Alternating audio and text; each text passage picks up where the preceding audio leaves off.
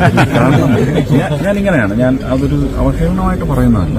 ഇനി എന്റെ മനസ്സിലുള്ളൊരു കാര്യം ഞാൻ അങ്ങോട്ട് പറയാൻ പോവാ. അത് നല്ല സെൻസിലെടുക്കണം. ഒരു കാക്കത്തൂറിയിൽ നിന്ന് എവിടെയാണ് എത്തിയിരിക്കുന്നത്? എങ്ങനെ? ഒരു കാക്കത്തൂറിയിൽ നിന്ന് എവിടെയാണ് എത്തിയിരിക്കുന്നത്? ഈ പറഞ്ഞതിന് വേറൊരർത്ഥം ഇല്ലേ? ഏയ്, അങ്ങനെ പ്രത്യേകിച്ച് അർത്ഥമൊന്നുമില്ല. നമ്മൾ അതല്ലാതെ ജഗദീഷേട്ടനെ അനുകരിക്കുന്നവര് പോലും അല്ലാതെ ഓർത്തില്ല.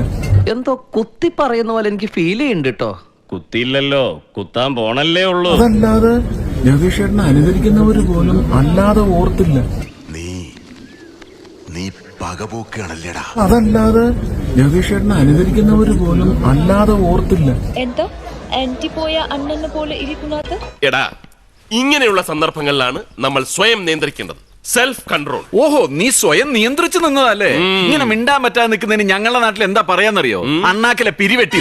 പിന്നെ ഓർക്കുന്നത് എനിക്ക് തോന്നുന്നു ഗോഡ് ഫാദറില് ആ കഥാപാത്രം, അതും ഇങ്ങനെ ചില വിഡ്ഢിത്തങ്ങളുടെ എല്ലാം പുറത്ത് മരത്തിൽ കെട്ടിത്തൂക്കുന്നത് അല്ലേ?